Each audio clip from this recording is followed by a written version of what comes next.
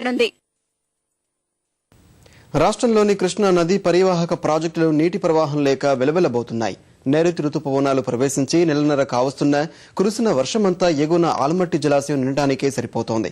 సొంత అవసరాలకు వీలైనన్ని ఎక్కువ నీటిని వాడుకుంటున్న కర్ణాటక తీరుతో కృష్ణా ప్రాజెక్టులకు ప్రవాహం రావడానికి మరింత సమయం పట్టేలా ఉంది. ఈసారి కృష్ణా డెల్టాలో సాగు ఆలస్యమయ్యే అవకాశాలు కనిపిస్తున్నాయి. ఏటా నవంబర్లో తుపాన్లు రావడం, కోతకొచ్చిన పంటను తుడిచిపెట్టడం డెల్టా ప్రాంతాల్లో పరిపాటిగా మారింది. ఈ పరిస్థితిని అధిగమించడానికి నెల ముందే సాగు మొదలు పెట్టాలని చాలా కాలంగా నిపుణులు సూచిస్తున్నారు. దీనికి మన రైతులు సిద్ధమైన కృష్ణానదిపై ఉన్న ప్రాజెక్టుల్లోకి నీరు చేరడం లేదు.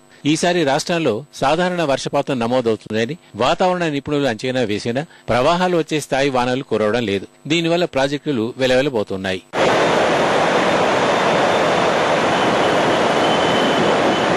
రాష్ట్రంలోని కృష్ణా ప్రాజెక్టులు అన్నింటికీ ప్రవాహాలు రావాల్సింది కర్ణాటక నుంచే. 20 రోజులుగా భారీ వర్షాలు కురుస్తున్నా మనకు మాత్రం వరద రావడం లేదు. అందుకు కారణం అక్కడి ప్రాజెక్టులు నిండిన తర్వాతే కాలువలకు నీటిని వదులుతున్నట్లు ఇంజనీరింగ్ నిపుణులు చెబుతున్నారు. దీనివల్ల ప్రవాహమంతా ఆల్మట్టి జలాశయం వరకు వచ్చి ఆగిపోతోంది. ప్రస్తుతం వివిధ ప్రాజెక్టుల్లో నీటి మట్టం, నిల్వ, ప్రవాహాల వివరాలు పరిశీలిస్తే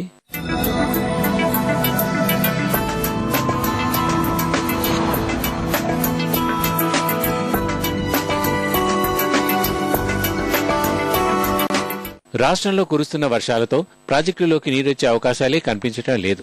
ఆల్మట్టి నుంచి కేవలం 20,000 క్యూసెక్కులు మాత్రమే నారాయణపూర్ జలాశయంలోకి వస్తోంది. అక్కడి నుంచి జూరాలకు 2,000 క్యూసెక్కుల ప్రవాహం వస్తోంది. జూరాల, శ్రీశైలం, నాగార్జున సాగర్ ప్రాజెక్టుల నుంచి నీటిని వదలడమే లేదు.